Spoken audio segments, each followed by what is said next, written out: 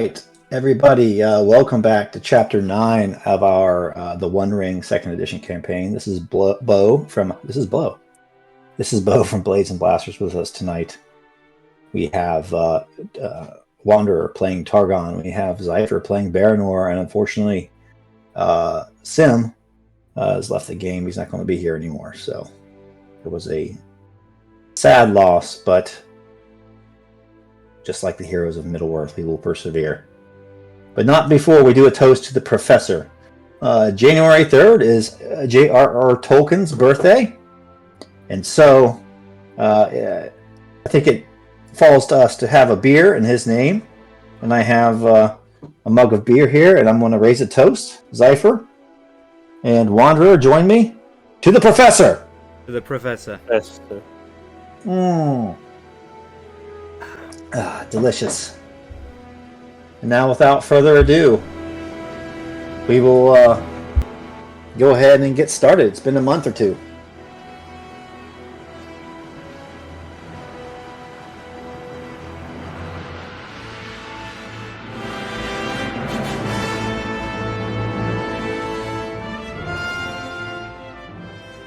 All right.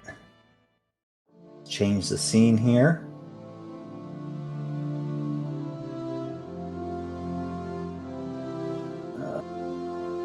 Anduin Valley. All right, you guys should all be here. If you remember this scene, here we go.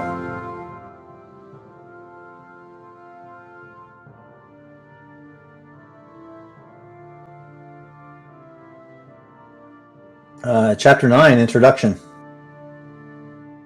As you disembark from the boys' boat and step down on the eastern shore of the Anduin, Archer barks. Ruff, ruff, ruff. The dog's gaze wanders over the field of tall grass to a low ridge. There, appearing suddenly and growing taller, is a line of men, mostly mounted, but some on foot. The cavalry gallops towards you, while the foot soldiers, brandishing long polearms with short swords at their side, maintain their position on the ridge. Lo! Behold! An interloper! Or more than one! Cries the foremost horseman as he draws closer to the boy, dog, Hallas, Targon, and Baranor. Now, 20 paces away, you see a tall man with broad shoulders and a dark beard sitting upon a gray horse. His helm covers most of his face, then he removes it. He gazes down at you. The sun set, lighting his face in a tangerine light. Brimban? Son, he says. His voice is tense and not a little angry. There are war bands about, and I find you far from home on the east bank of the great river, no less. Then he gaze turns to you guys, and with strangers.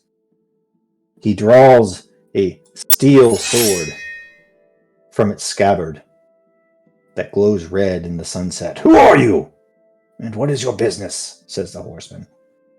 The Iron King has many spies, and if you intend ill to my son, your fate will be worse than yonder orcs. He points with his sword back over the ridge. There you can see now heavy black, oily smoke rising into the air. Already the air is filled with the acrid stench of burning orc flesh. Speak quickly, men, for danger is not past, and in fact, it grows the greater the longer we tarry here. Do you not know that war is come to mine kingdom, small though it may be? And we open the scene there with the sun setting in the west. A couple hours of daylight left, casting long shadows over the east bank of the Anduin.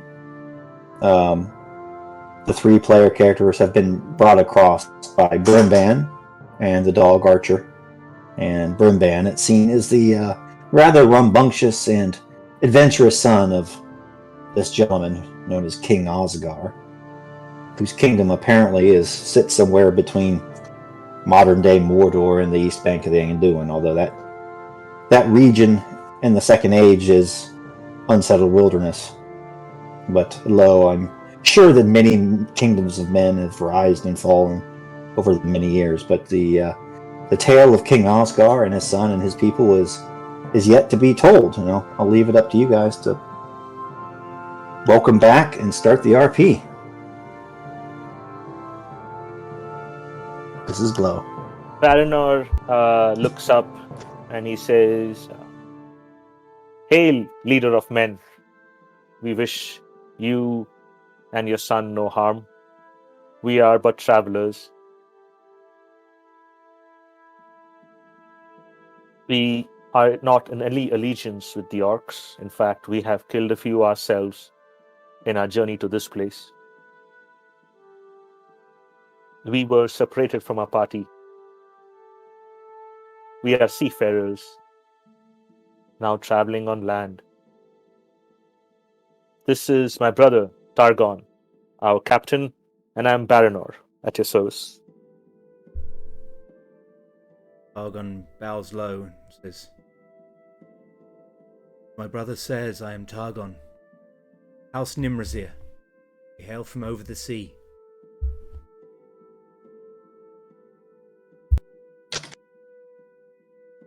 The king looks down upon you for a long while, the setting sun casting his face in the orange light.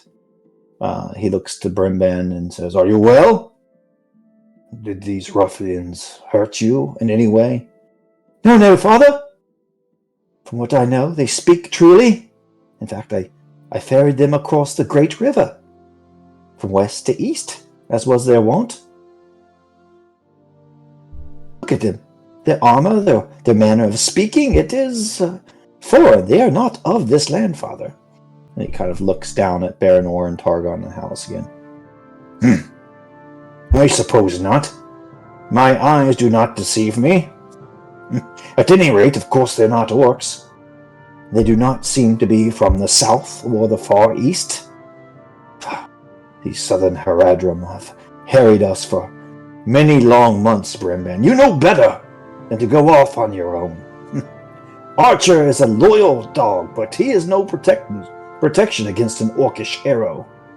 Yes, father, I do apologize. I won't do it again. Of course you won't. You'll be coming back with me to the village. And you three as well. Targon will say to him,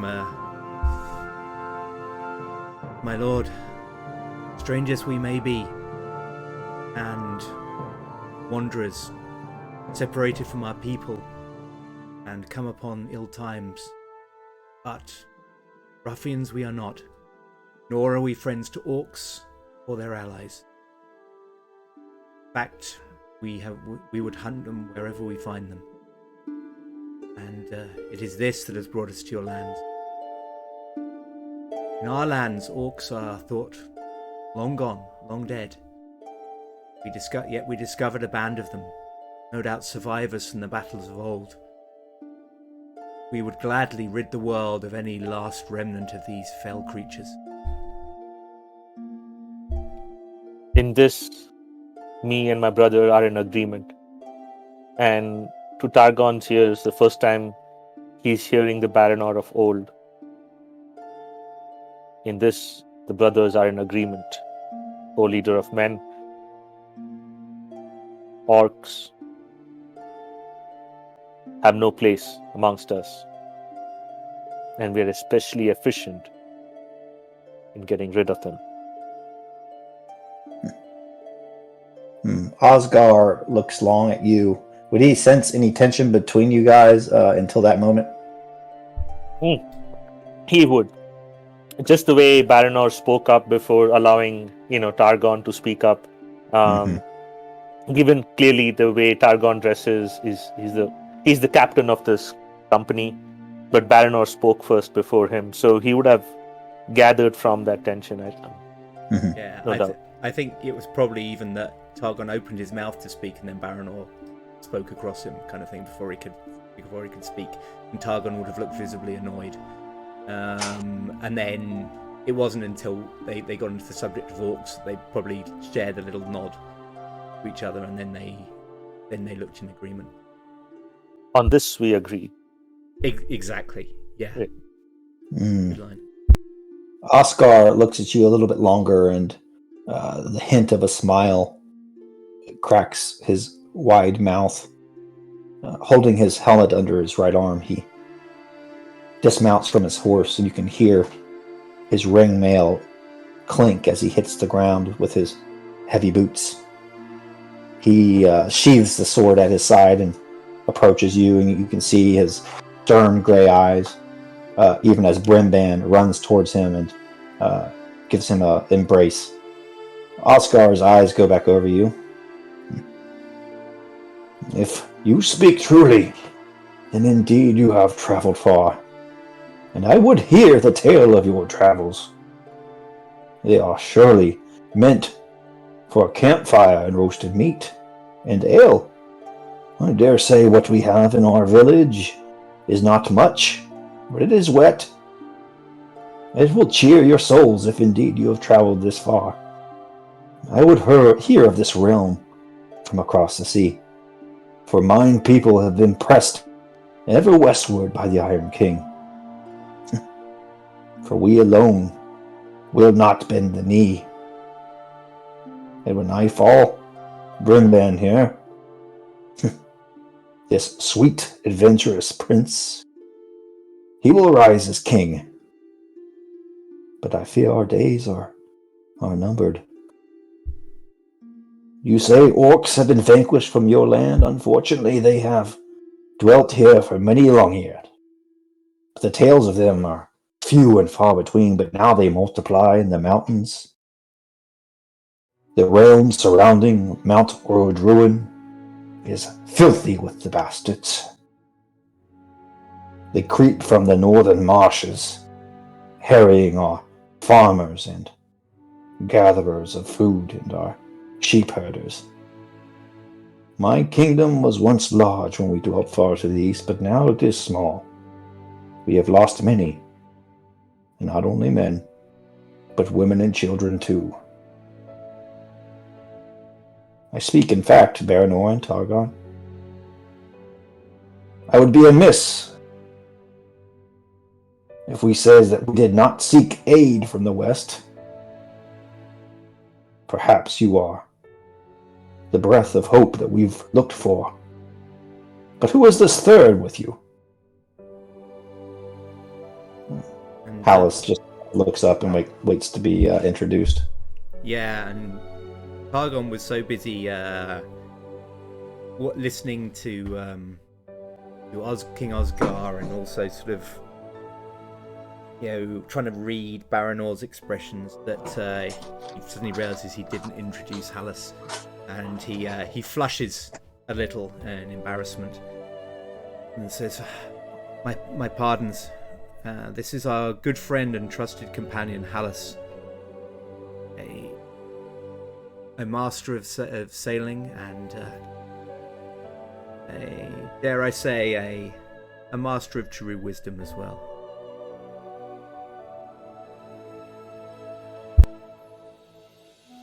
Hallas looks up to the king and gives a bow and a proper greeting. Well met! I am the first mate of a ship. Yes, I am a sailor. In fact, I can't remember the last time I was on land this long. Perhaps one day the wind will be behind my sail again. But until then, I shall aid the brothers here at my left, and your kingdom as well if you should need it. I have no love for orcs. The king kind of mounts his horse again and says, I can see that. The three of you see that there are probably a dozen horses kind of up on the ridge that are riderless. And you can only surmise what probably happened to their riders. My lord, Osgar says, "Yep, go ahead." my lord, may I inquire who this Iron King is that you have spoken of? Is he an ally of the orcs? Yes. Or at least he presses them onto his will, as he has pressed the Haradrim far to the south. and many of the Easterlings from Rune, from whence I came as a child. Over many long years, I said, I have migrated with my family ever westward, fighting the long defeat over many years. I was a young man when we left. We, lovers of freedom, refused to follow this king and his sorcerer. As I said, our numbers are few, but we survive. He kind of looks back to the east and puts his helmet back on his head and then kind of points to the east. You can see there actually the low mountain range, the eastern border, or the western border of the Mountains of Shadow of present day Mordor.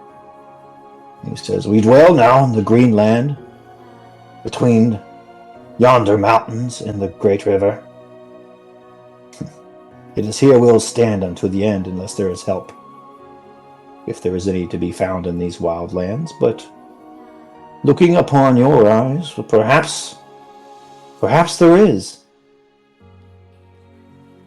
Brimban is adventurous, but he is no fool, and he is not quick to trust strangers unless there is something about them that offers promise."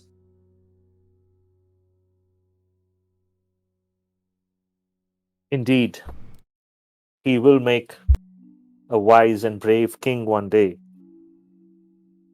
He has shown much wisdom in trusting his instinct and talking to us strangers and ferrying us across. He is a good judge of man.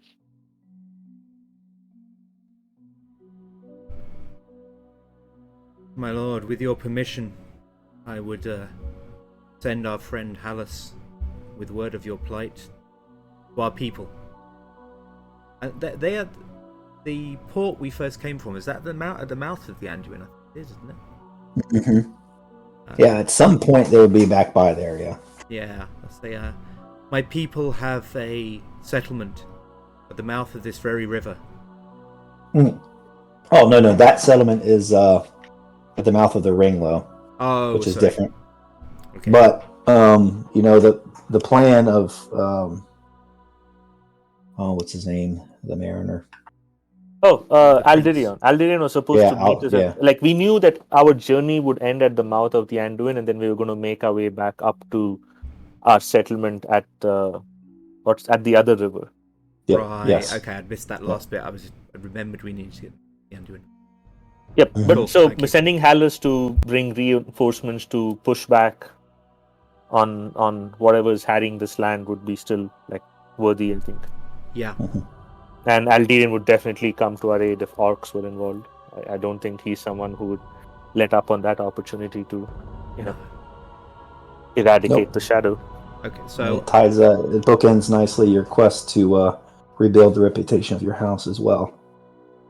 I won't mention that we've got a settlement at the mouth of this river, but I'll say if our good friend Hallas would consent to take a message down, then he could set off down this very river and find our people and convey to our prince Alderion word of your plight. Though I cannot speak for our prince, I cannot imagine that he would let word of ravaging orcs go unanswered.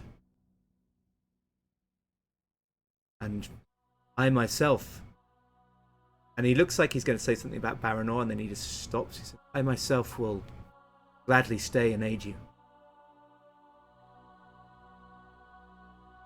So will I. Against the York, where my brother stands, Baranor stands by his side. Targon gives an approving but still slightly curt. Says, perhaps, my lord, we could... Oh, in fact, he said he had a kingdom, didn't he? He'd say, perhaps, your majesty, we could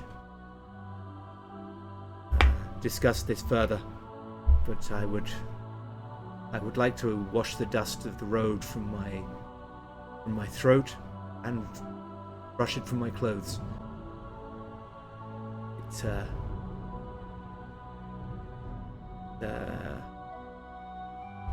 must apologize that I stand before you in such disarray.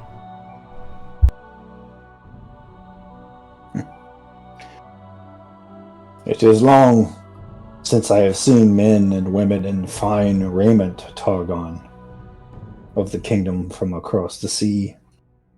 You will get no judgment from me. But now I must consult my heir, Brimban. What say you of this plan? One day, this kingdom, if it still stands, it will be yours. You should start making decisions. Brimban looks at Hallas, and Brimban says, Though we are a proud people, father, it would be foolish for us to turn down aid in this time of need. But this man, Hallas, as competent though he may be, he should not go alone. Do we not have men skilled in the ways of the river, in the ways of the sail and boats and of the reeds? Ask for volunteers to go with Hallas. No one should go alone down the river Anduin when orcs prowl the shores. And King Osgar kind of nods as he's like, you can tell that he's proud of his son for this kind of caution that he is exhibiting, and also the fact that he's not overly proud to refuse help. You will make a fine king one day, son. And he kind of calls to the men across the ridge and yells a few names, and then like half a dozen men come trotting down. You men! I know I promised that you would be home to your wives and children soon, but there is a chance that we will finally receive the aid that we have sought so long. With the 6 of you, journey down the river with Hallas here. He is from a kingdom across the sea, and is wise in the ways of the water. And of course, all 6 of them consent. And we'll say that Brimban's boat is like maybe a little bit bigger than it was in that art we saw earlier, and that maybe it could comfortably fit 6 men in it. Has like a rudimentary sail that they could raise to make haste, but they're going downstream, so it's not going to be a big deal. And Hallas approaches Baranor and Targon. As he's doing that, the king and Brimban and Archer kind of regroup on top of the ridge with the men. You can see them milling about. Well, brothers, it seems here that our journey is at an end, at least for now. We will part ways, but when Prince Aldarion hears of this trouble to the east, well, you know as well as I do how valiant his heart is. He shall not refuse. Thank you, Hallas. Could not have asked for a truer friend. Be missed. We will meet again. Though all the hordes of the enemy stand in arm, and Targon clasps 4 arms of Hallas.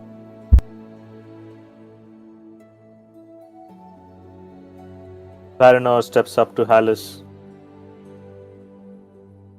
and clasps his shoulders and says, Make sure you bring the brandy back, Hallas. I know there is a good deal of it still on Aldarion's ship. When we win this thing, we have to drink. Drink all the way into the night. Ah. Somehow I doubt there is much of that brandy left, Baranor. If Prince Aldarion's journey was successful, he will have sailed far to the south, to Herod and to Umbar. But if there is any brandy left, believe my words, we will drink every last drop, as we count the cloved helmets of our foes. Ha ha! Well said, brother. And with that, Baranor hugs Hallas. Be well till we meet again. And may that be under better times. better wins. And the 6 men, the Hallas' companions, they ruffle through their saddlebags and get what supplies they need for the journey.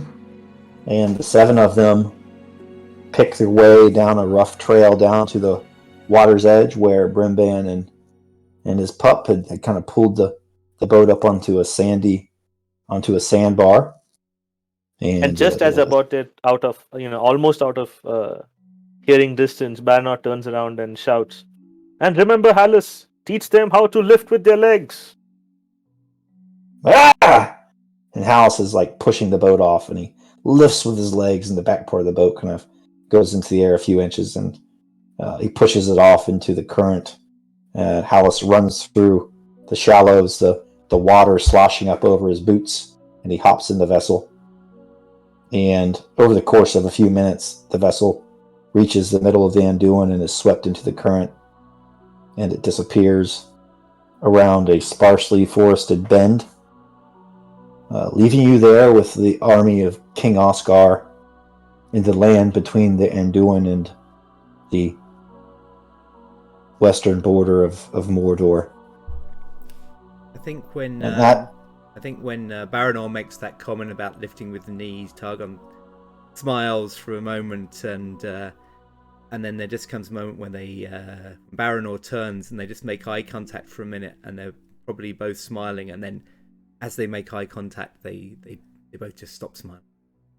They can't help it. It's just it's a sort of a reflex of everything that's happened recently.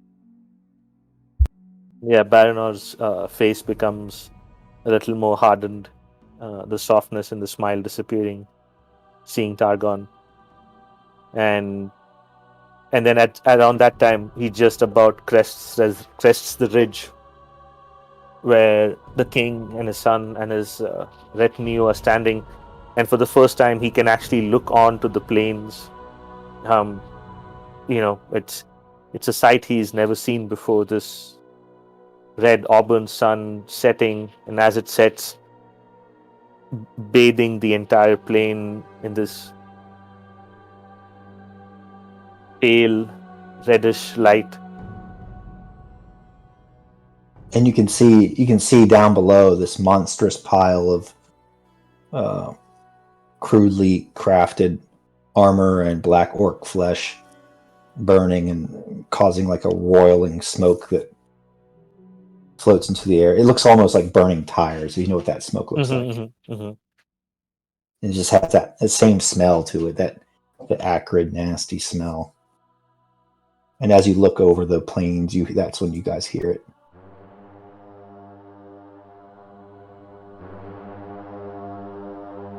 You hear war horns, and then Oscar kind of looks to both of you.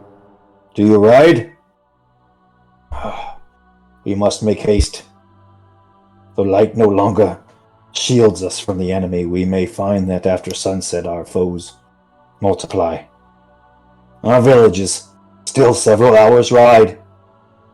The previous skirmish and this meeting have already delayed us. Too long, I fear. Come! Come now. We must move swiftly. Yes, we shall ride with you, King.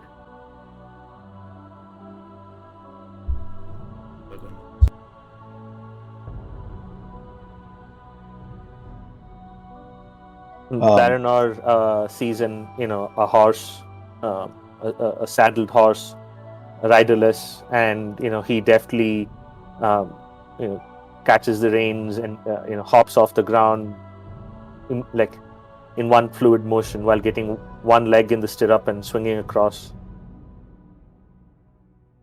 Legolas style. Yeah, exactly. Less graceful. just a little less graceful, but everything else there. Like old times, brother, like old times. We ride like the wind. Targon nods cautiously, but not. He looks more guarded than hostile.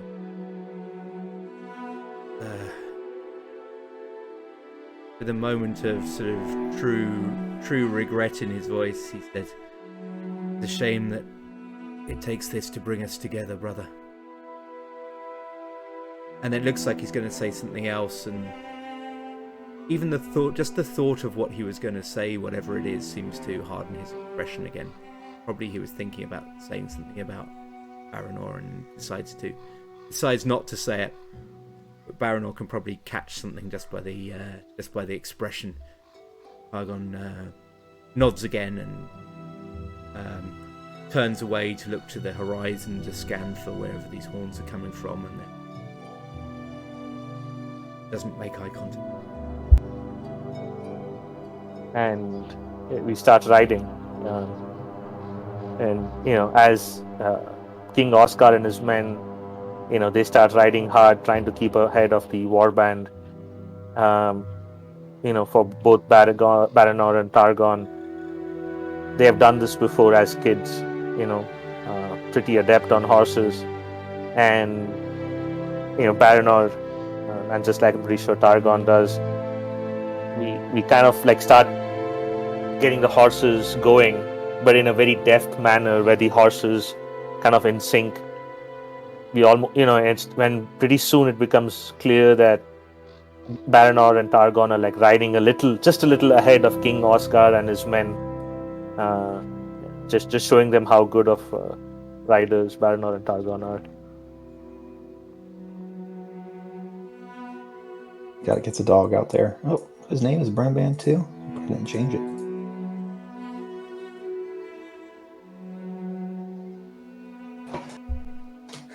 Archer. There's an irony Like there, that dog. because in the series Archer was codenamed Duchess after the dog. Oh yeah? The dog being named after the boy is a good reversal. Nice. So, Orodruin, or will be, come to be known as Mount Doom.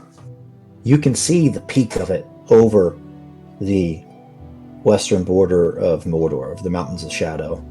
And the peak of it, it doesn't glow because it's not dark yet, but you can see kind of a dark gray smoke kind of rolling from it as you get closer and closer, and you head kind of south and to the east in the company of King Osgar and his son. And you can hear the jingle of chainmail and the creak of leather armor atop the saddles as the horses kind of make their way down one path and down another. You weave your way through plains with long grass, and every once in a while you hear the giant war horn, and scouts return to Osgar and they give a hushed report. At one point, you guys kind of come up on a tall hill, and far below you see what looks like a horde of shuffling black shapes kind of meandering their way beneath the eaves of a dense forest. And you even see cavalry and men that look like they have some sort of polished gold armor kind of ride out on scouting missions, no doubt the enemy, and then kind of return again to the forest. King Osgar kind of slows his horse and brings it back to the two of you. My scouts tell me that the enemy is gaining ground, or if they are not gaining ground, they have positioned themselves advantageously. You are armed, I assume? I'm guessing you guys have weapons kind of plainly Yes, visible. we are. He says, I'm afraid after night falls, the enemy will attack. There will be few other options. Targon smiles grimly and says, well, if they come to us, at least it saves us the trouble of finding them. He gives a sort of half smile, but he also looks grim because he understands they won't be in small numbers.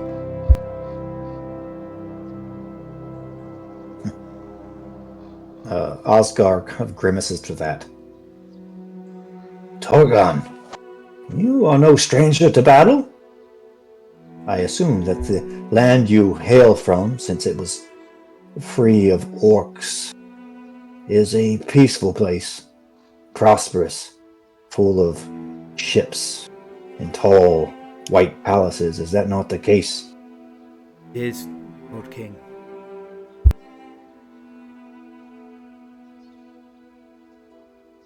Yet you are so eager to fight. Why is that? I myself have had enough of battle. If I never saw another orc, if I never saw another filthy vermin of Haradrim, I would sleep easy. The reason you have for not fighting is exactly my fighting, Lord King. I would see an end to these creatures. No foul orc ever darkened the world again. Then I would be happy. Then I could put up my sword. But maybe there is a way for both of us to get what we want, King Oscar. You have fought long and hard for your people. I think the hour of Baranor and Targon arriving at your doorstep comes at an opportune hour for you. If we survive tonight, we can continue to help you to push the orc hordes back, make your land safe again, and give you that peace and quiet that you so deserve, and creating an environment that is safe for Brimban to grow up and be wise in.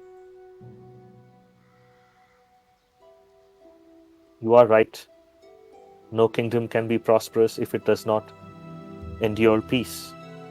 But to have enduring peace, you do need men like Targon and Baranor with fire in their hearts and unrest in their souls.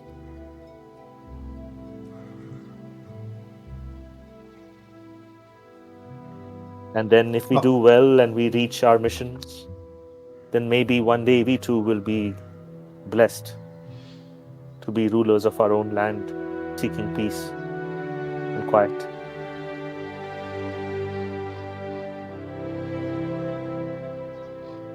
That is a good hope, Baranor. It is a dream for better times, however.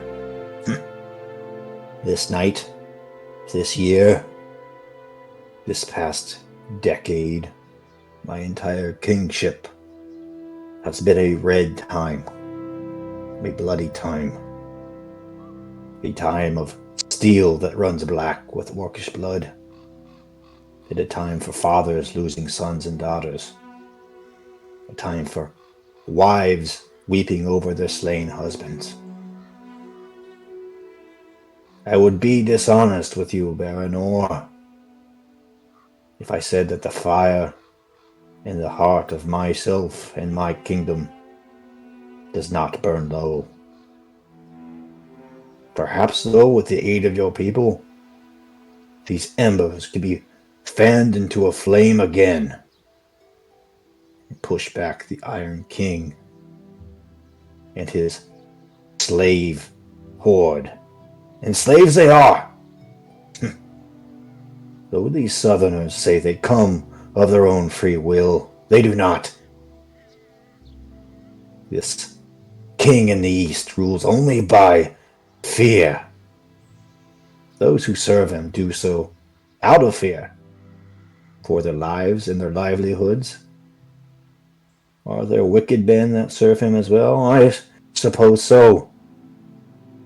But I know that many hearts serve only because they are afraid of what will happen if they do not.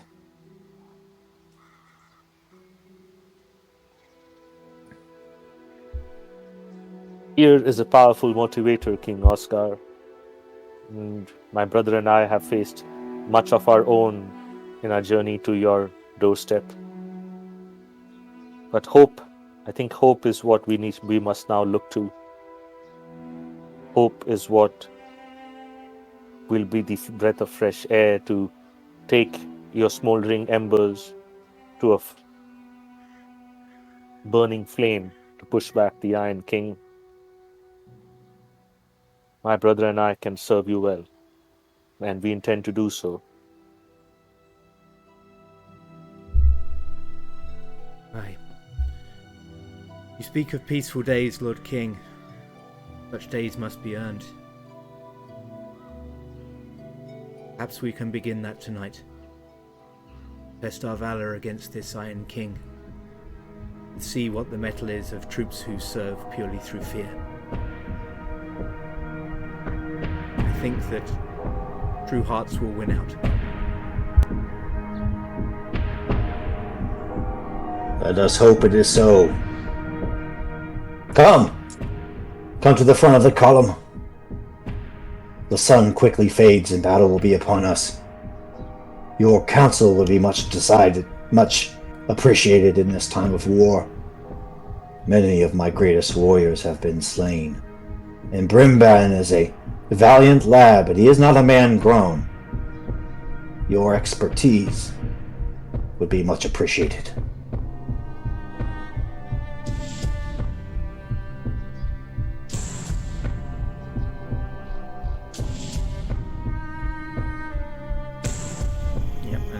Targon will ride to the front of the column.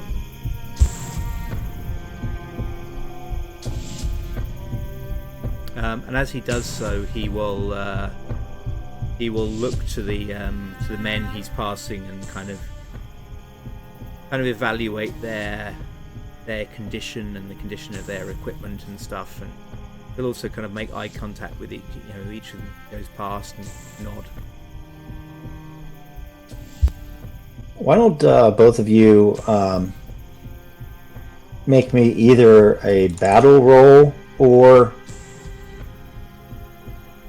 enhearten, or maybe any other skill that you think could maybe help with the upcoming battle. And based on your successes, I'll give you guys bonus die, like they did in the old system, and 1E. I really like that mechanic. I'm going to use it. So. Sweet. I'm going to use a hope. Yeah, how many hope do we have? Lots. How much of that? Because we have that shared pool at the start of each session. That starts each session, so two extras. See? Oh, well, yeah, we'll use one each then. Okay. So the way I do that is just at the end of the session, I'll just use hope as normal. At the end of the session, I'll give you guys both one. Okay. Who rolled the eye? No, but it became still a great success, so that's good. We both got great successes. Oh, you rolled the eye, but I think you were favored, so. Yes. So both of you guys have 2 extra die to use. Just mark that mentally. 2 extra? Cool. Mm-hmm. I'm going to change slides here as the sun sets, and you guys can role play. I'm going to actually, guys, set the scene. Just give me a couple of minutes. I'll be right back. Yep. Yeah, so as the sun sets, Targon is kind of continuing that process he started. He'll go around the camp and talk to people, get some of their stories about the enemy, so he kind of evaluate them and their tactics. He's not very good at sort of telling, encouraging stories, but he'll do his best by talking about, he knows he's not great at sort of being encouraging, but what he can do is do it indirectly. So he spends some time talking about how many orcs great warriors of old cut down, and then talk about the various weaknesses of the orcs he and Baranor and Hallas fought last time. Just basically say, you've got to keep your guard up, but they're not unbeatable, and that's going to be kind of his message. They rely on fear and numbers. Stay strong, keep formation, fight with the man at your side, and he'll just give them lots of sort of reminders about the sort of the basic tactics that work against orcs, but not in a patronizing way, just in a kind of like, you guys know this, but just here's a reminder. And just kind of instill on them that they're stick to the basic lessons, stay strong, stay brave, and we'll see in the morning. Most of the men take that advice to heart, and they take it good-naturedly as well. But there's always one, there's always one naysayer. Of course you can say such things, and of course you speak lowly of the snaggers, of the slave orcs. But have you ever fought a champion of Harad? They are no orcs, but men, tall and lean, and terrible, skilled with the spear and other weapons of war, and not afraid of the sunlight. Do not let them catch you, Targon of far-off realms, for they will carve out your eyes, cut off your ears, and use them as adornments. There are things worse in this Middle Earth than orcs, Targon. That is true. But let me say this. If champions of the Easterlings worry you, why then, if we see one, I will face him. Eh? A champion of the West to face down a champion of the East. I would not call myself a champion, but I will not flee from danger. If they're as great as You're two heads taller than any of us. How are you not a champion? Such things are normal where I come from. Look here, lads. A race of giants from the West has come to save us. And they laugh now, but he's more convinced now. And if they all have such a stout heart as Targon here, then we have nothing to be afraid of, mates. And a great cheer goes up. Is your brother as skilled as you are, Targon? Or is he the runt of the litter, eh? Baranor is no runt. He and I differ in skills and differ in talent, but he is a formidable warrior. Of course. And there are many within the ranks of our people who are greater than I. Why, if our king comes to your aid, as I hope he will, then will you see fear in the eyes of the enemy. It's up to us to hold until that day. Yeah, it'd be quite clear from your raiment that, this is like, I don't know, basically like, I say this without sounding bad, but when the conquistadors landed with their giant ships and their armor and their gunpowder and these men of the East, they're no less wise and stout of heart, but they have beaten down shields that are splintered. Their swords are not as sharp as yours.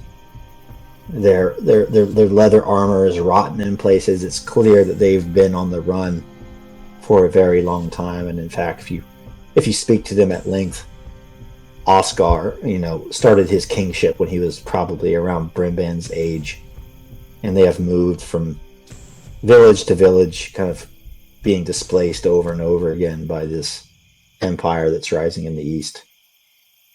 Now the man kind of says to you, Targon, but we will run no farther. Got our back against the great river. Yeah. Either way, this adventure is soon over. It will either end in victory, or our blood will be spilt in this here land between the mountains and the river. You need not worry, King Oscar. Oh, Like this my wasn't brother said. this wasn't the king, by the way. You probably missed that. Oh, bit. sorry. Who was This it? is, King has no cockneyed accent. This is a kind of naysayer among the men. But he's starting to change his opinion. You needn't worry about our skill. We can take care of our own. But there is something you must know about my brother and I. We are not the strongest of our people, nor the wisest. But there was a game we played in our homeland. A simple game. Simple game boys our age would play. Take a length of rope and see which side is stronger. Well, there was no one in our homeland that could defeat my brother and I when we were side by side, holding our end.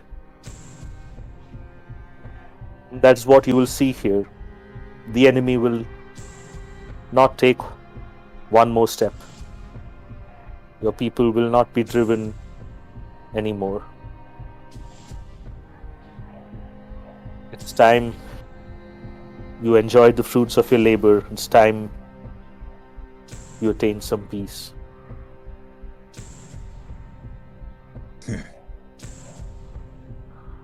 You speak as valiantly as your brother, says the man, and he's one of the foot soldiers who's kind of marching alongside you.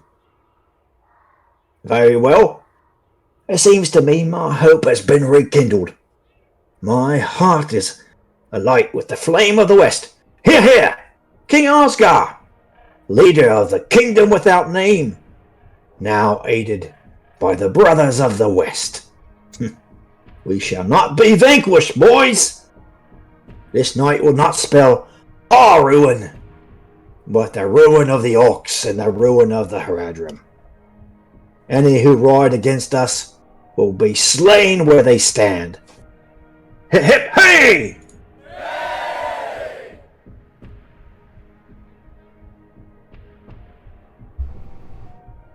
And Targon will kind of take up the cheer, and get them cheering for the king and for the West.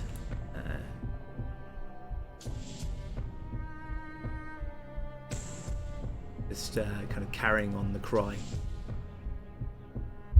And the art would certainly be different here, but that night now falls. And you can see far below you, there looks to be some sort of village. Stone buildings made of wood, kind of partially visible in the dim light. Probably a place that over many generations have been razed and rebuilt and razed and rebuilt as wars come and go from this region.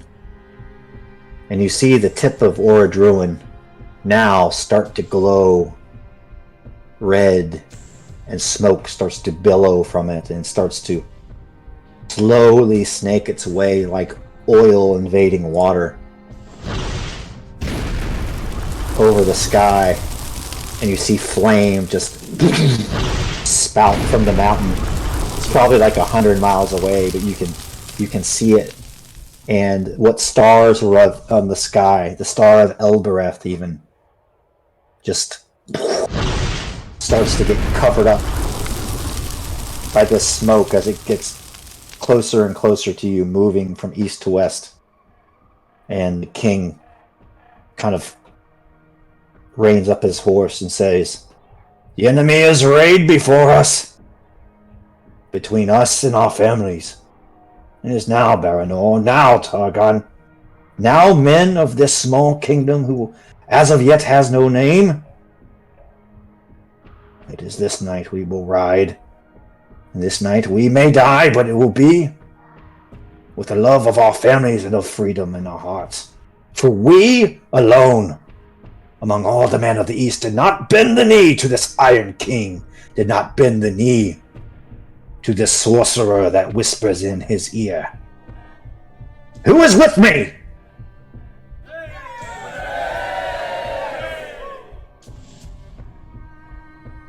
And as the king is cheering, Baranor, behind the king's visage, he can see Orodruin just the dark flame giving rise to black and gray skies, and he is seeing the first embers of evil, and he starts to understand something about this land, something that he did not understand, and his pride was getting in the way of seeing it. He moves his horse and maneuvers it till he is beside Targon on his right side.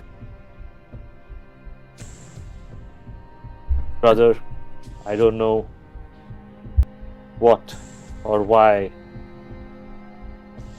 this land has the power to come in between brothers like us. I cannot explain why, but I almost foresee many such brothers like us being driven apart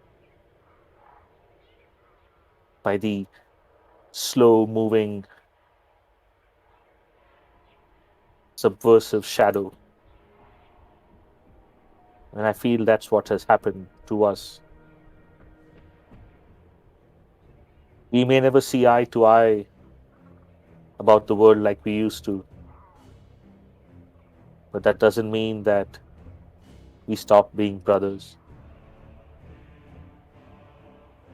I can hear the war band in the distance. And I say this not because I want to survive. I say this because I know the strength I get fighting by the side of my brother. And one day, brothers like us, I think, will be on this land again, fighting side by side. It has been an honor. And Targon's expression changes a couple of times while Baranor is speaking.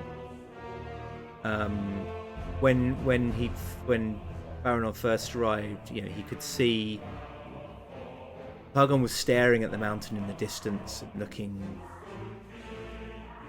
Thoughtful's the wrong word, it's a bit more intense than that. He's staring at it intently and with almost malice in his eyes, staring at it as if this is a beacon of evil, and he wishes he could go there and stamp out the fires himself. And then when he saw Baranor, he immediately looked defensive, and perhaps a little annoyed at being interrupted in his brooding. But then when Baranor started to speak, that all drops from his expression. He listens, and it becomes clear that really he's dead. He's weary of all this. And as he listens to Baranor talk about how the land has driven them apart, Targon nods. Perhaps your words are true, brother. So much has happened since we landed here. You've been tested by the shadow, tested in opposition to it, our will, pride against the enemies. And though our skill at arms has bested all those who stood against us, I fear our will has not fared as well. We have not been as strong in heart as we have in arm and in skill. Perhaps it is that the enemy has used to come between us. I know not, but I know this: I am still proud to call you my brother, and I will gladly fight and die with you at my side. I must confess to being dismayed. I'd hoped to hear of a few bands of orcs we could dispatch and say that we had rid the world of them. But now we hear talk of armies.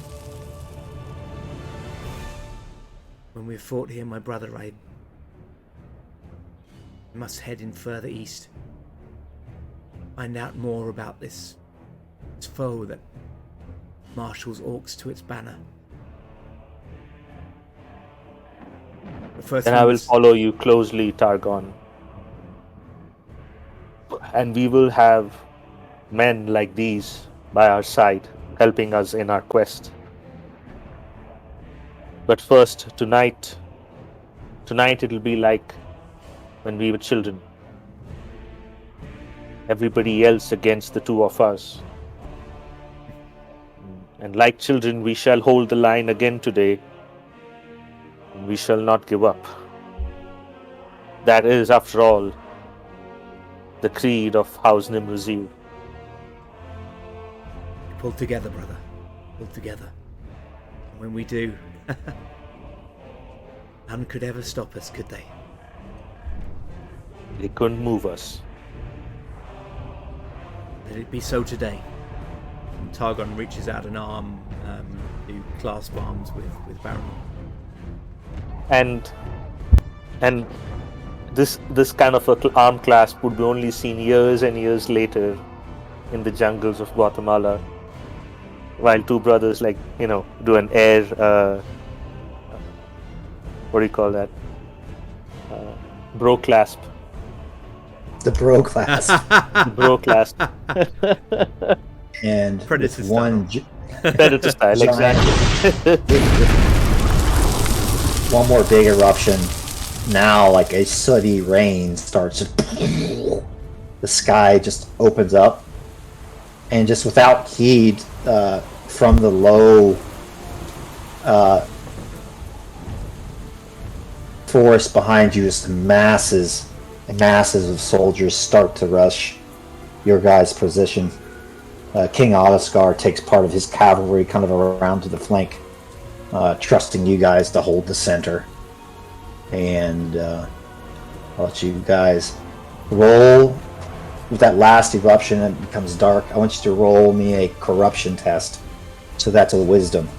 And failure, and that's going to be a shadow. I'm going to use a hope. Hope is bonus die, right? Hope bonus die. Yeah, okay. Mm-hmm. Success. You're standing brave.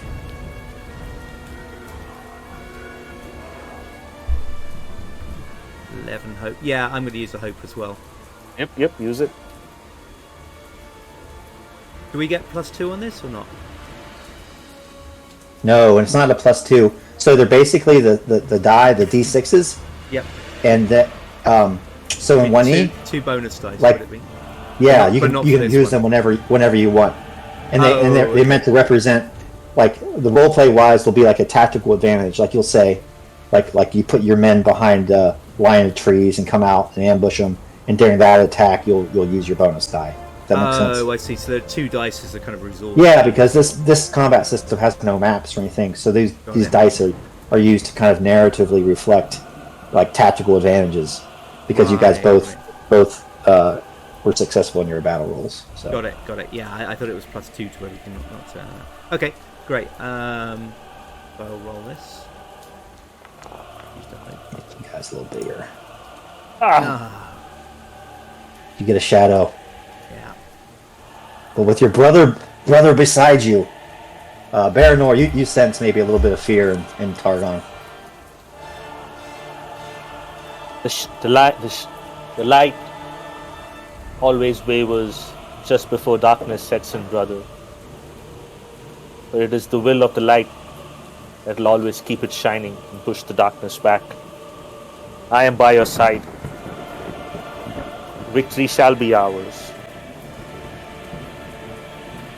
For House Nimruzil. And then Baranor starts riding. For House Nimruzir. And Targon rides down the line of men saying, "We stand! We stand!"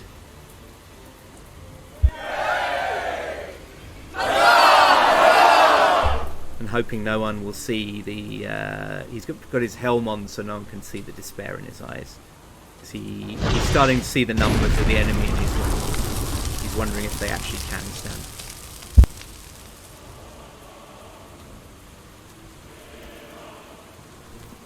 And he's also he suddenly thought about this word that they've got a sorcerer, and dark magic is something he does actually truly fear ever since that first night in the river, spirit in the river.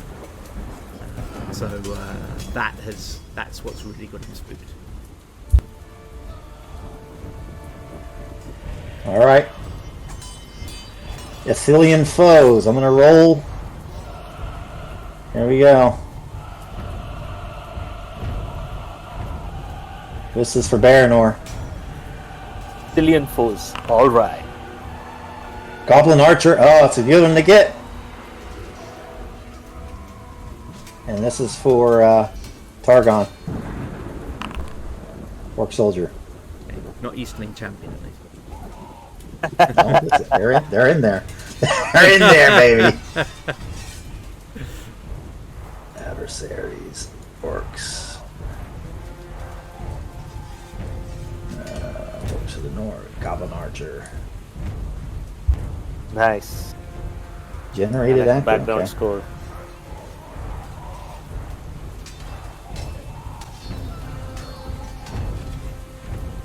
Baranor is fighting the generated actor. A most cunning foe. A most cunning foe.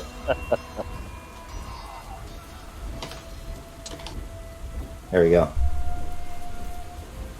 He pretends to cry and then throws sand in your face. Okay. You guys have ranged weapons at all? We usually dispense with ranged weapons and charge. Yeah, maybe not this time. Yeah, Yeah, you can take a shot with them as they. Yeah, I'll take a shot. Why not? Let me see if I can remember how to do this. No active encounter. Okay. So I'm gonna select all 4 of you guys. Let's see. Add encounter. See if I can remember how to do this here. Toggle combat state. Toggle combat state.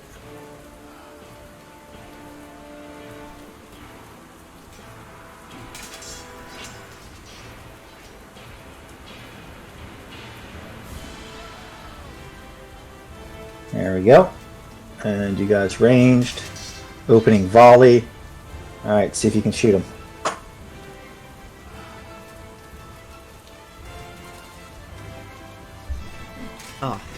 I tried to use the bow macro and it Yeah, probably just do it off your sheet. Yeah. Remember, yeah, you have to target him.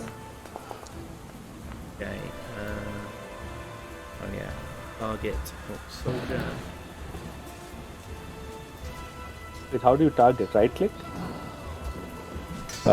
One way to do it is you can just click on him and hit T. That's an easy way to do it. Okay.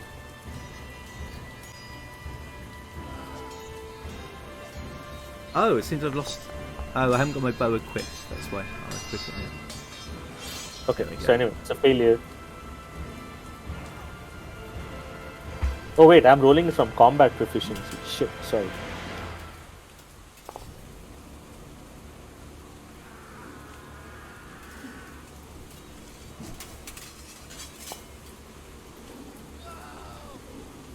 Miss. We haven't had a lot of practice with them. Nope. They just charge in. Wow. And this guy is going to attack Baranor. Let's see, Bow of Horn.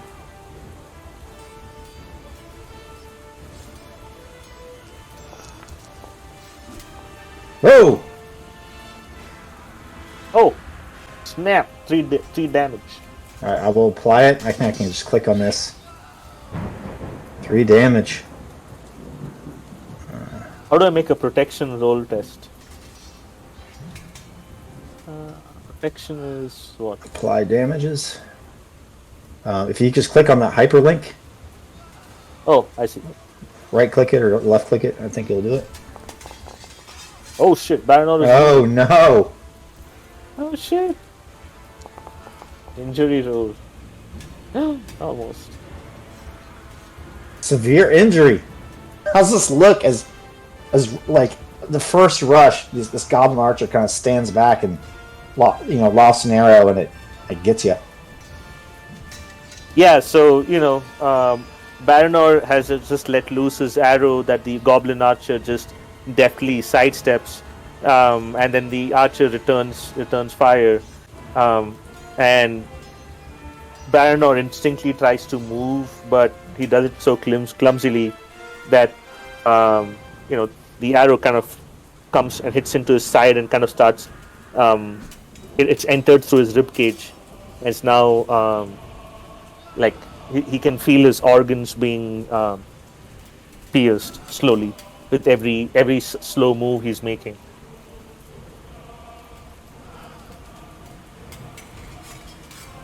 All right, round 2. The goblin archer throws down his bow and, along with the rest of the masses, just presses into your lines. You see just hundreds of orcs get slain immediately, and not a few men as well, as the screams of war surround you. And now, Targon, you're up. Okay. So choose your stance. Yeah.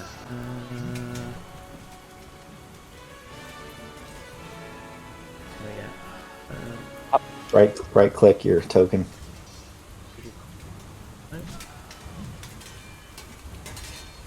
It's on the left side. There's a real word, defensive, open, forward. Oh, okay. It was going off the left of the screen. That's what Yeah, we haven't played in a long time. Go for open. Okay. And Targon. Baranor, what are you doing? Wait, how do I do that? Click on your token. Yeah, right click on my token.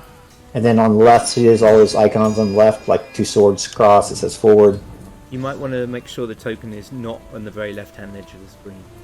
Oh, I see. That was my problem.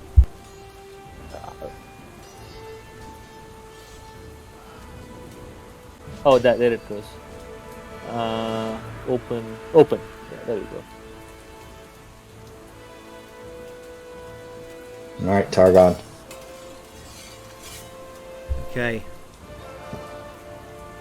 Targon cries out an elvish battle cry and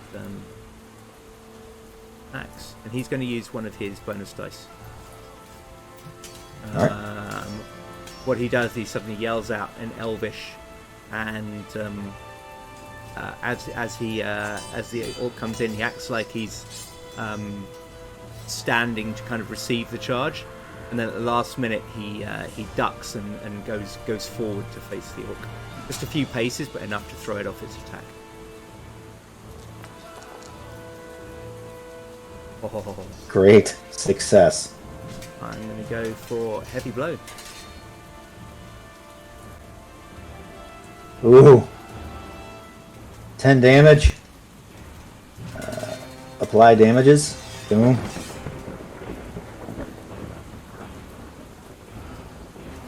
Orc soldier needs to make a protection roll. Yep, he's going to die if he fails that. There we go.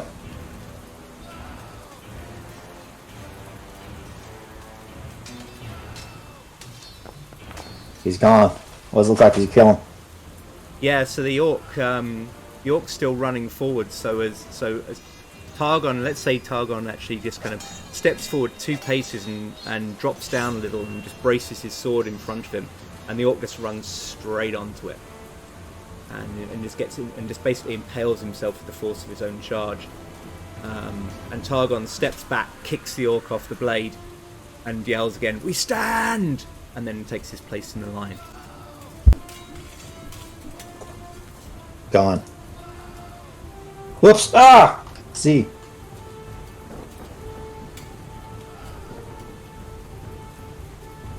Baranor's turn. This guy that just shot you. And Oh! 13 damage? That might be enough to kill him. Hey. Apply damages. And it is! so, after Baranor shot the arrow, he turned, to his left leg to drop the bow and pull out his double-handed sword, and that's when the arrow kind of stuck on his right ribcage. At which point the goblin archer starts charging towards him, and Baranor, he can't believe he has been shot this badly in the opening volley. With great anger, he swings the sword over his head, and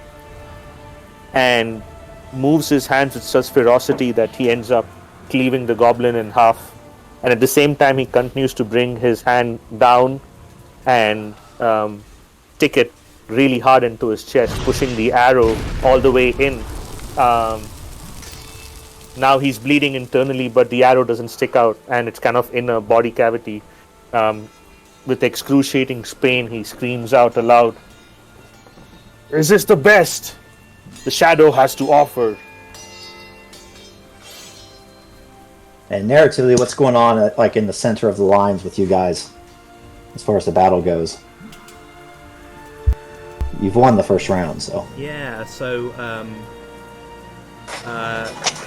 Targon stepped forward for two reasons. One was the immediate tactical advantage of throwing that orc off, but the other one was so that he could be a little bit more visible. So he was hoping to get a swift victory against his first orc, and it went even better than he hoped. So he was using that as a way of enheartening the men as well. He knows he's not very good at doing it with his words.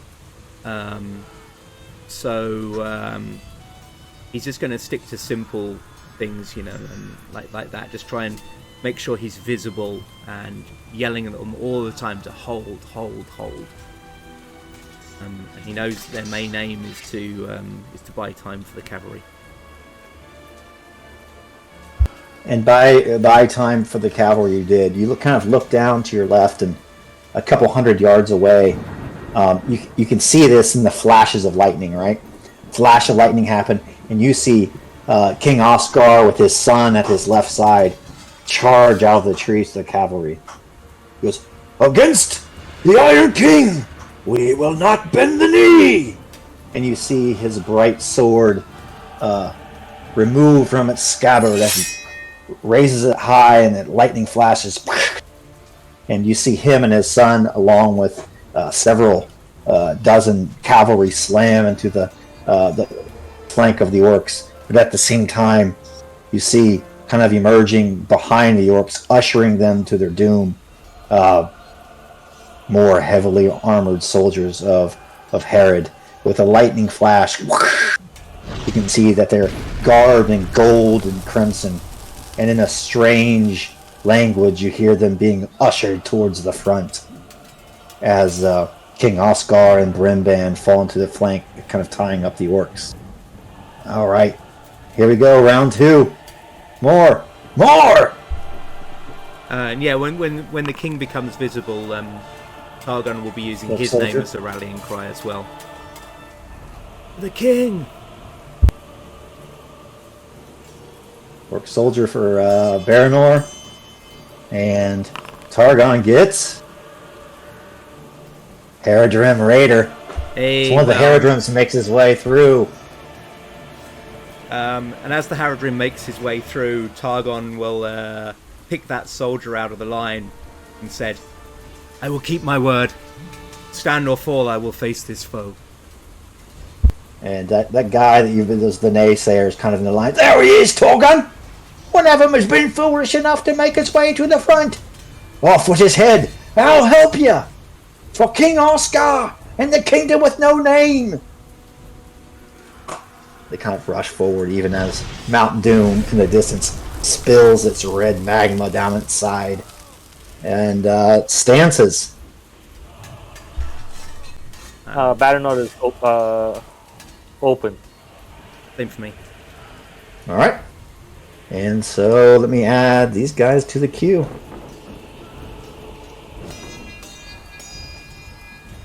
All right, Targon, you're up first. Okay.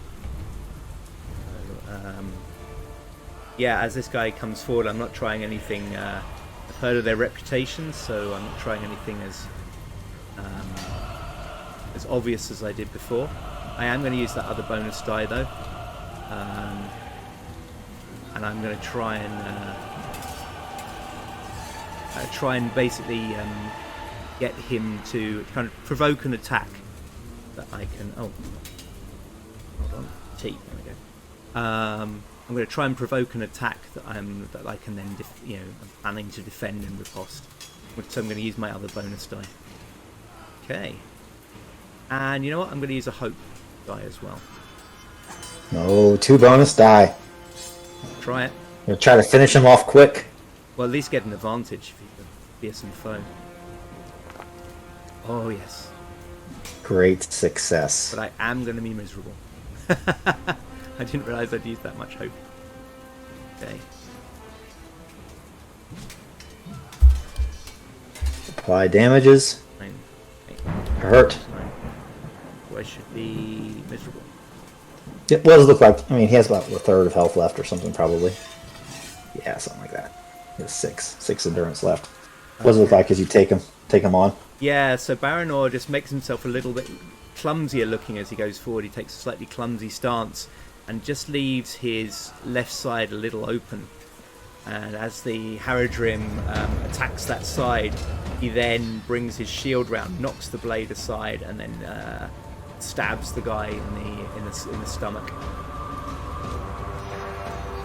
And then he pulls back to await the next blow because he knows he won't get that one as easy. Lord Targon! Lord Targon! Press your advantage, men! Says the naysayer. Baranor, you're up.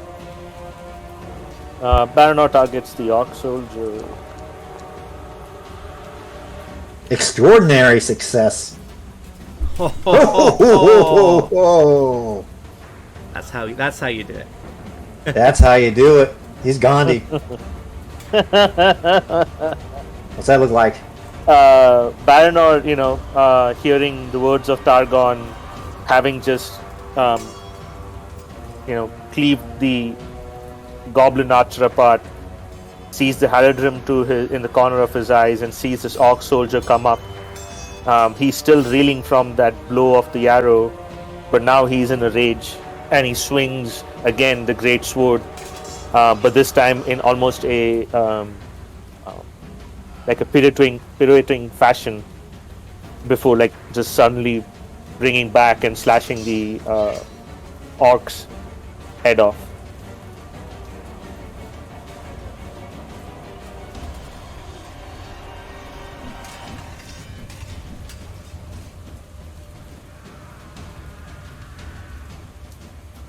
Next round. Narratively, what's going on with the cavalry? You see Brimban and Osgar get deeper and deeper into the lines, through the orcs, into the Haradrim, and then you see kind of emerge, like the camera pans down. In character, you might not see this, but you can probably see the flashing swords of Brimban and the Osgar kind of in battle. You see a champion emerge, and the son and the king start to do battle with this guy, kind of starting to get surrounded. Baranor and Targon, you still have this Haradrim raider in front of you. And many of the orcs start to become craven and start to flee. It's going well. What do you do? Targon will yell at Baranor. They're probably a little separated by the press of battle now, but he'll yell across to him. We kill this one, then we relieve the king. With you, brother. House We relieve the Nimrazir. king. Sorry, Oh, how's Nimrazir? I didn't mean to cut across you there. No. I was just trying to time it well. That's all. Nice. Yeah. Okay. So Targon now switches stance to forward. He wants to finish this guy and hopefully, and go and relieve the king. All right, Targon. The Haradrim gets to attack you, doesn't he? Oh, darn. Okay, I'm with myself. I should move myself back Can't. to open stance then. Yeah. Yeah. It's probably a good idea. Probably a good idea. Well, I'd have been in open stance when he attacked me, so because we haven't had time to change stance Yeah. by the time he attacks. You change stance the next after this. Yeah. He's going to spend a point of hate/resolve to make his attack favored. Oh.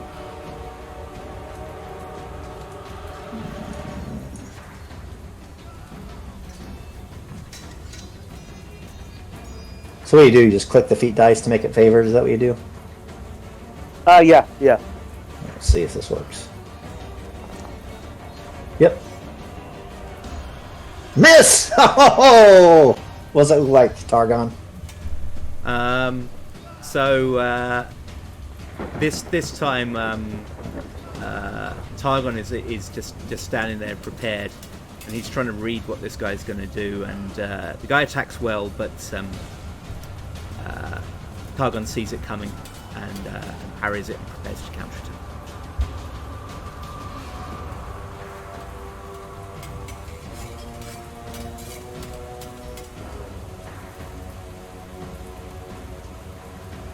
All right.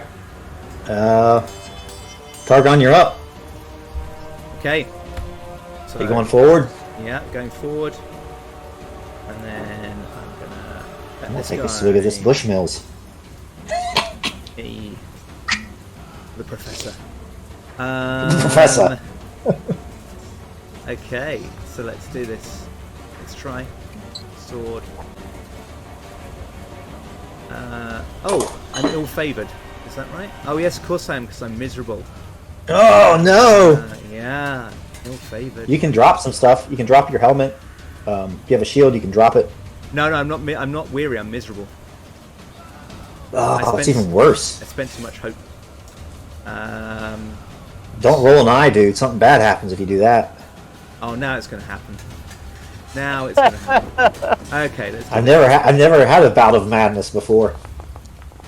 Oh shit, he does! I blame you, Bo. I blame you. Yeah, why did Bo have to say that? Why do you have to say that? What happens? I rolled an eye. I know, but narratively, what happens? You miss. Oh, yeah. So Targon is preparing a mighty blow against this raider, but then just as he is, his gaze strays to the volcano, and then down to these masses of foes, and he suddenly just gets in his own head and starts thinking about, what if they're aided by sorcery? What can happen next? You know, are we all going to suddenly lose our courage? Are we just doomed? You know, does it matter if we even kill these people? And he just starts to actually imagine them all as aided by dark magic, and he starts to flail against this Haradrim, who has, after 1 second ago was facing a skilled attacker, and now is facing just someone who's just beating on him frenziedly with the blade of his sword, just repeatedly, and probably screaming curses. I'm going to save the bout of madness until later. It's so good you're saving it for later. Mm-hmm. Kingdom of Men is weak.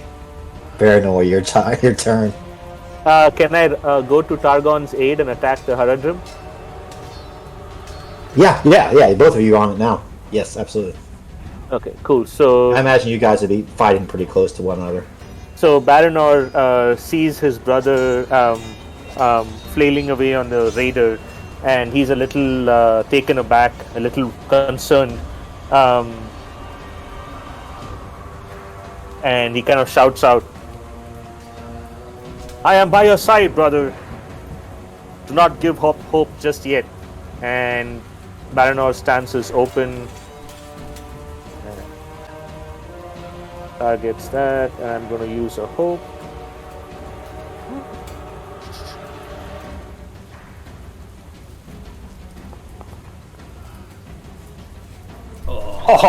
Oh, nice. Yeah. Wow. Apply damages, and he gone. So, as Targon is like flailing away, Baranor deftly moves kind of behind the Haradrim raider and onto the Haradrim raider's other side, and basically impales the raider with his sword and pushes her to its side, and then he kind of whacks one of Targon's flailing swords away and grips his shoulder. "To the king, brother, to the king! We must press the attack." Trying to kind of get him out of his head. Yeah, and for a second he just sees that Targon's eyes are wild, but then Targon seems to come to himself. He says, yes, brother, the king. And he looks down, and he doesn't seem to realise until this moment that the Haradrim is dead. He looks up and says, yeah, the king is in danger. Come, Baranor. What does it look like as you move the 100 yards or so to where the cavalry are kind of fighting? Yeah, so Baranor and Targon are still on their horses, and he and Targon start charging through, and just the way the two of them, handle the horses themselves become weapons, knocking, little goblins and orc, infantry to the side, stepping on heads. Baranor has a sword pulled out, and it's kind of, getting as many little orcs as possible.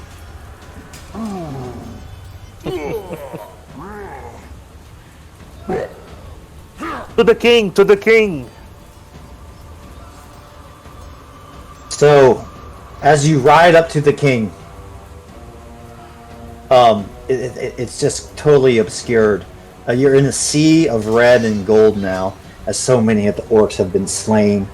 Your horse's hooves, or your boots if you're on foot, just slosh through the muck, and it's just black with orc blood. Every now and then a crimson river runs through it as a slain man, an ally, or perhaps a Haradrim falls with a sword through the throat or an arrow through the eye. You come closer and closer to where the king and his son are fighting. You hear Brimban, clear young voice raised into the night. Back! Back! Back from my father! Back, you beast! You shall not touch him! Though he may be slain, he will not be forgotten! And you see that Brimban has Osgar's sword, and as you get closer and closer, Targon, you are the first person to see it. But Osgar's helm has been cloven, and he lays on the ground, defended by his proud son, lifeless with a red river flowing out of his throat. And there is a large golden-clad Haradrim looming over Brimban, and you can hear him say in the common speech, "Stand not over your father, whelp. His trophy shall be mine.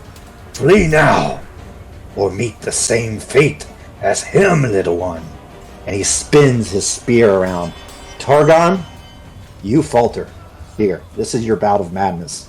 You falter as you see the king slain, and you are hopeless at this moment. And I'm going to make you sit out around. Yep. What does that look like narratively? So, yeah. Both of you can roll your reactions as you roll up on this scene. They're charging in, and, Targon's yelling, "For the king! For the king!" And then he just sees the king is dead, and then just that moment he had a moment ago thinking that these guys are all aided by sorcery, and there's no point. He just stops, and the horse slows without him sort of pressing it to charge. The horse slows, and he just falters, and it's all he can do to hold on to his sword. His hand feels numb. He feels numb, and he just stops, and he doesn't even look at this golden figure. He looks up at the mountain again. And he can almost feel malevolence just washing down from that distant, fiery peak. He feels like there's black sorcery roiling down across the leagues between them and influencing this battlefield. And he sees that sorcery, not this golden-clad figure, as this true slayer of the king. And he just falters, thinking, what can men do against such power, such dark sorcery?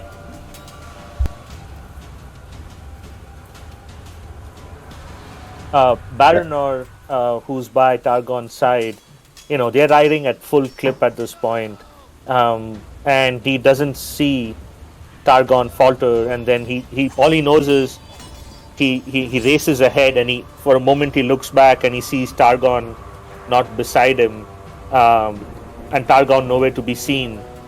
But he then kind of looks up and sees the golden-clad, large Haradrim, and he sees the king dead and the little, child Brimban like fighting, and all he feels is like rage, just rage emanating from within. He kind of feels like this rage is necessary to keep his mind focused and not be led astray by the dark. It's almost like the dark fighting the dark back, and he kind of pointing his sword at the Haradrim. You shall walk no more on this Middle Earth.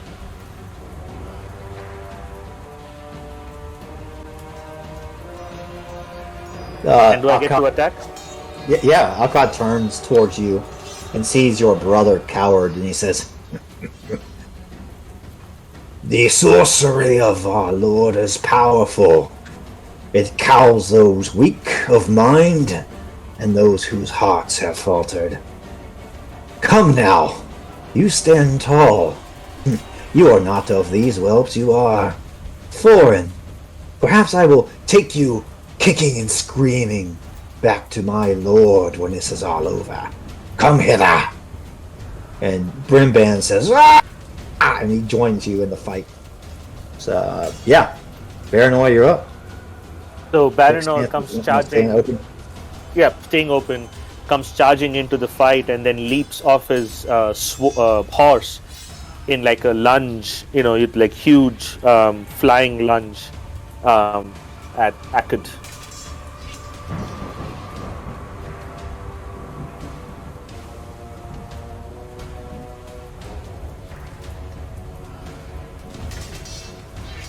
I'm going to use a hope die just in case. Oh, you rolled a 1. Missed. Careful not He to steps use... aside it. I was going to say, careful not to use one too many hope like I did. Yeah. Sorry, Bo.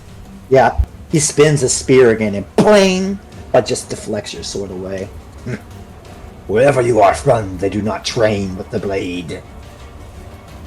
And Brimban's turn.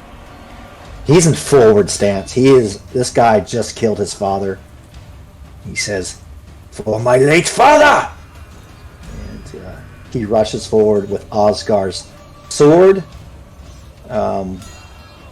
wielded in 2 hands. Does he have 2-handed sword? Yes, he does.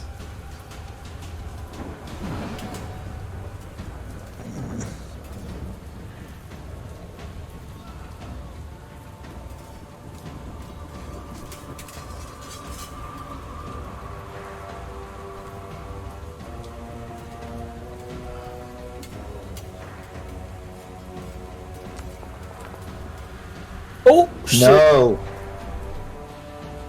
Same thing. He deflects it aside, and like the butt of a spear just cracks the young man right across the temple, and his left eye just immediately swells shut as he struggles against this guy. Tough loss.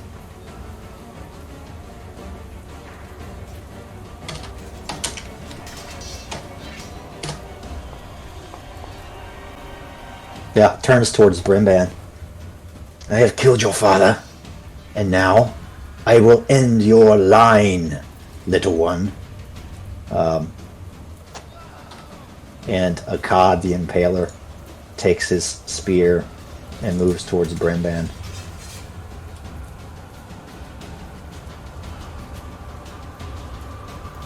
Here. Narratively, can we say that at this point, whatever happens, right? Baranor kind of lunges in between Brimban and Akkad to take the hit on him. Yeah, that'd be fine. Let me attack you instead. Yep. Yeah. But also like in a narrative fashion. So if you want, I can roll a lower protection roll. It's almost like Baranor is letting go of his own safety, but trying to protect Brimban. at whatever cost. Yep.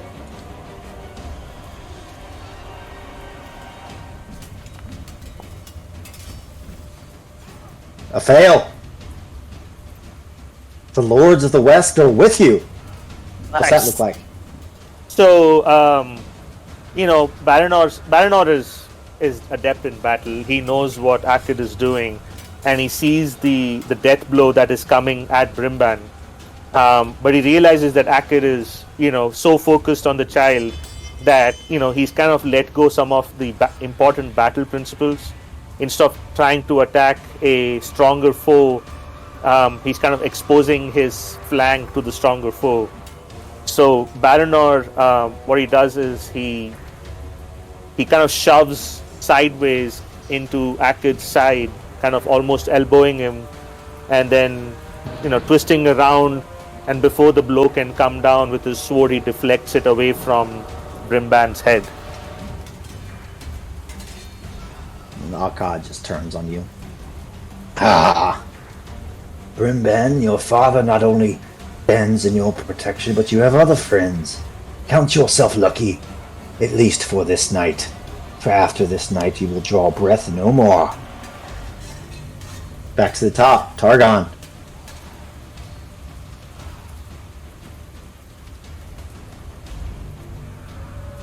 You have regained your wits. Did he step away? Oh, I was muted. Sorry. Targon is still lost in this kind of dark reverie, imagining that all is lost, and then he happens to glance back to the battlefield and sees his brother fighting this dark champion who's killed the king, and then he sees Baranor defending the air, and that kind of brings him to himself a little bit. So with no hope in his heart, but determination not to let his brother die, he's going to charge straight at Akkad.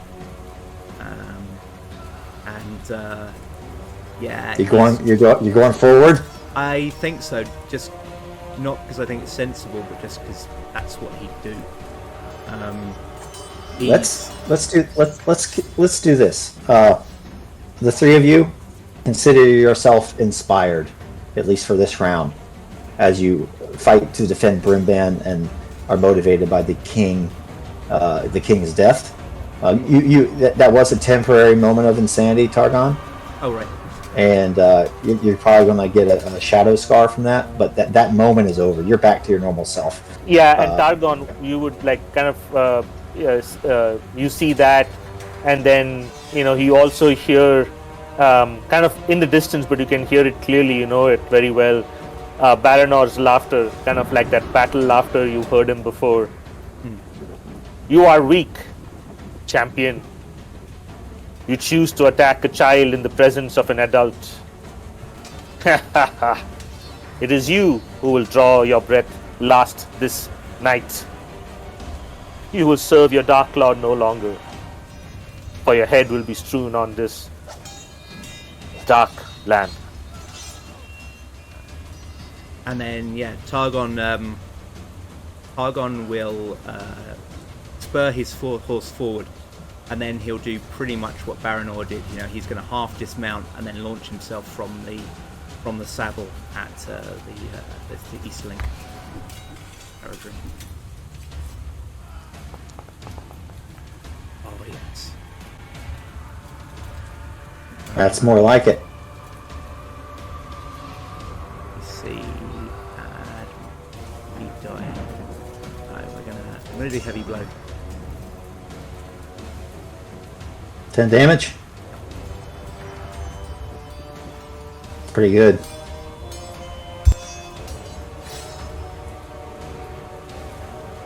Baranor, you're up. Seeing his brother leap off the horse like him, seeing his brother give away to caution and fight with abandon, fight like there is no tomorrow. Baranor, screams loud, "For House Nimruzir!" And he goes to a forward stance and attacks. He's also fighting without abandon. I'm going to spend a hope point. Be inspired.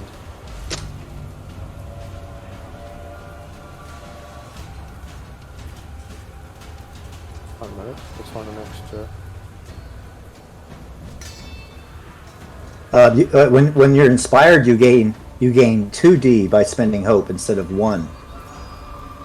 Oh, So I get interesting. 2 bonus die. Nice. Sweet. Okay, here we go. Hey! Oh boy. I think that might do it. Yep. What does it look like as you strike him down? And Baranor, screams at the top of his lungs, "For House Nimrazir! This night, the light pushes back the shadow from whence it came." And he screams for House Nimrazir again. And, he, like a box jump leaps over Akid and just slices his throat and lands onto the other side, just when Targon has attacked him full bore from the flank. Targon, what are your thoughts and feelings here? As the enemy champion dies, Targon steps back from the body, and he doesn't drop his guard, but it seems like almost like a lot of the fight has gone out of him, though. He kind of summoned it for this charge. So now he, rather than pressing forward, he steps in front of Brimban and says, "You are king now. You must survive this battle. Behind me. Back to the lines." And that Brimban kind of looks up at Targon. He's probably comes up to your breast, probably. And he brandishes his sword again. "My father never led from the rear, nor will I." He kind of stands forward and raises his sword, and the men rally around it. "My father lay slain on the battlefield, but I do not. I am his heir, and I will fight in his stead." And as he raises the sword, there's a large flash of thunder, and you see now on the right flank all these like white-haired old men and women lined up on their horses, like they'd probably come out of the village, snuck around, and now they're like lined up on their horses, and they start to charge down to the enemy. "For the kingdom that hath no name, charge!" Brother, young Brimban reminds me of you back home on Westerness. Well spoken, young king. No, you shall not ride behind, but you shall ride beside. The brothers of House Nimrazir will be on either of your side, and we shall fight till the end. And he kind of screams, "Charge!" And he starts, they start charging down their own hill embankment. And as that happened, the sun starts to rise, and I'll let you kind of narratively describe what it looks like as you sweep the rest of the resistance away. Yeah, so as we charge, the sun is rising behind them, so the light is reflecting off our armor and our swords, and to the orcs, suddenly the attacking host looks dazzling and crashes into them like a wave. These men are fighting with renewed hope, and the orcs are uncertain and scared because they've just lost their champion, and they just roll into them and over them. And few hear that Targon, as he fights, his battle cry has changed and is now victory or death. And there is little hope in his voice.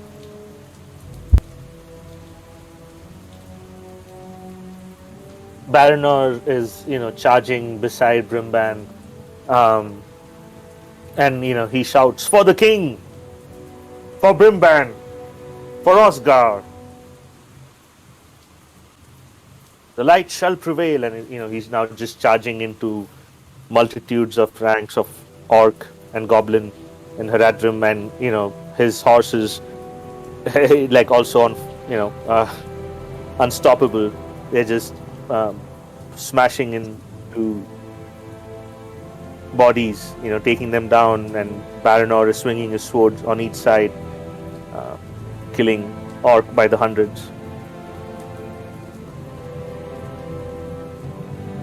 And as the sun rises, the smoke pouring from Orodruin kind of recedes as well.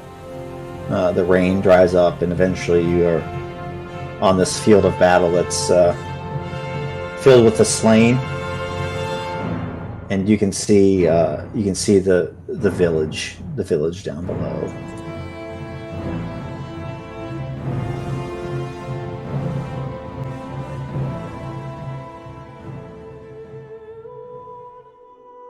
And you can kind of describe what will happen as the armies kind of gather back up and head down into the town. Baranor, he just goes on a mad frenzy charge, taking and killing as many orc and goblin as possible, till the land is just filled with the dead, and whatever survived of the war band has fled back into the trees and back into the base of the mountain. And then he finally turns his horse around and rides up to Brimban and Targon. We held the line, brother, and that is our promise to you, Brimban, that the house Nimruzir, if you wish to recognize it in your lands, the house will stand by your side and will aid the kingdom of No Name.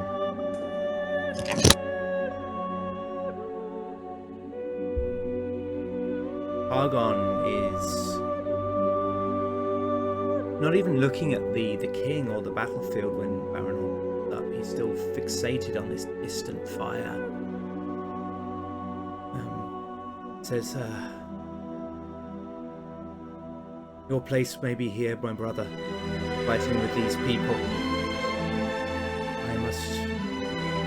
I must travel on and aid them in a different way.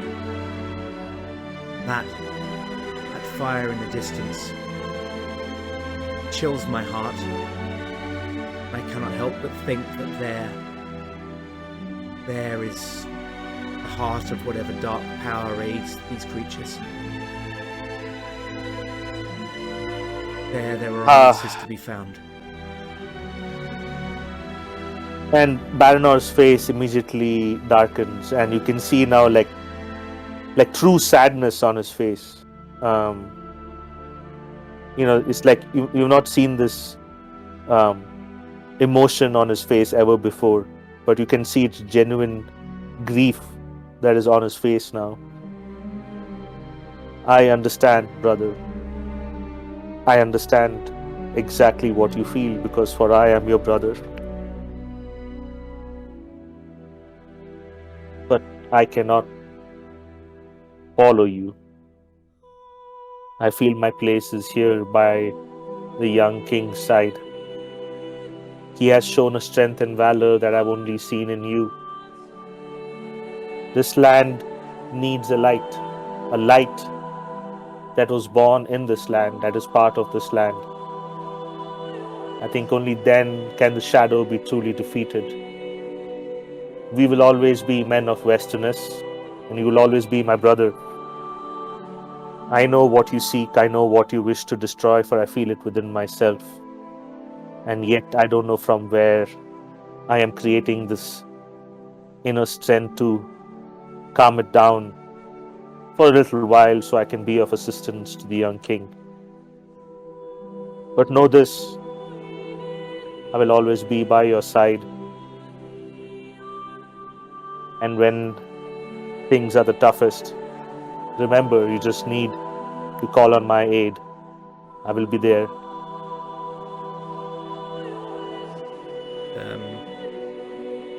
Targon nods to Baranor, and after for so long finding it difficult to meet his gaze, he looks him full in the eye and then embraces him. My brother, you are a better man than I. And he turns to Brimban and says, you could have no finer advisor, my brother, and no finer blade at your side. My heart calls me into darkness. I do not know if I shall return. But that is where I must go, for I will find no peace without it. And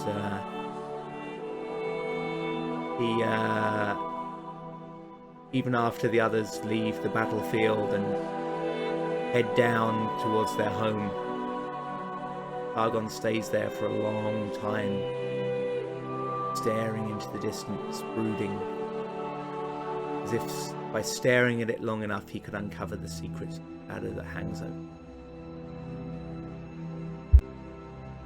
And as Baranor rides away and Brimban rides away with his people, as Targon, Baranor remains on the battlefield and he looks around at the death and destruction, and he says, he says to the back of Targon, very clearly out of Targon's earshot,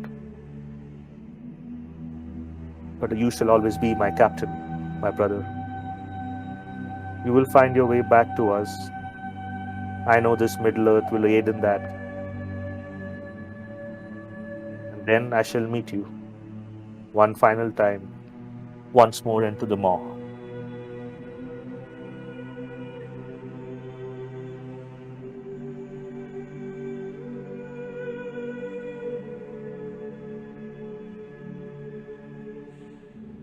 Oh, was muted. You guys want to end it there? Seems pretty good. Yeah. I think that's a good point to end it. Good. Great session. End recording.